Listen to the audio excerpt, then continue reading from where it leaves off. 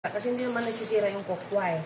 So ito, ipakulo lang tayo ng mainit na tubig and then ilagay natin yung 2 pirasong bilog na kokwa para magkakaroon tayo ng choco drink. O, diba? So, saan ka pa? So, ito yung napaka-healthy inumin.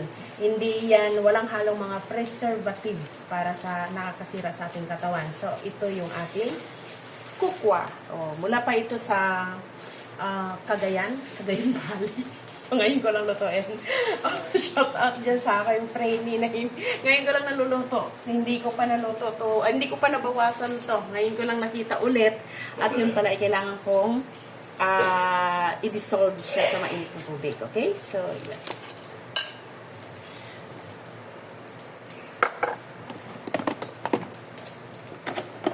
So, mag-add tayo ng ating pinakamalakasan na tawag nito, bill paper, black paper pala, black paper. Then ito, ting ting ting ting, lagyan natin yan sa ating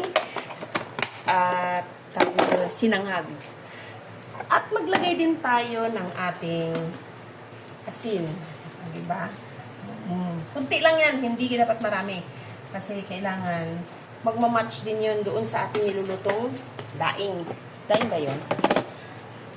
So, yun. Haluin. Hanggang sama na. O, isda! Wait lang, kuya.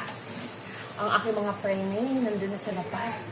Pag tumawag na yun si isda, ayan, magkalasa na yan silang lahat ng mga aking mga alaga. So, nag-aabang na yan sa gate. May galunggong, kuya? Galunggong? Hindi, galunggong ba? Galunggong.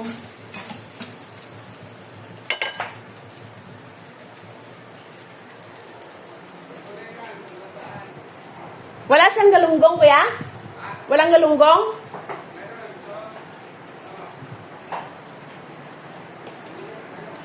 Ha? Ano yung galunggong lalaki? Lalaki? Babae? Galunggong. Tulingan. Magkano yung tulingan mo? Malaki?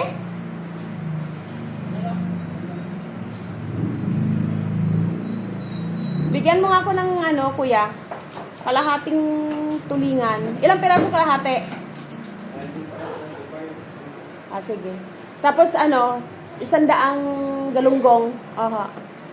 Okay, so yun guys.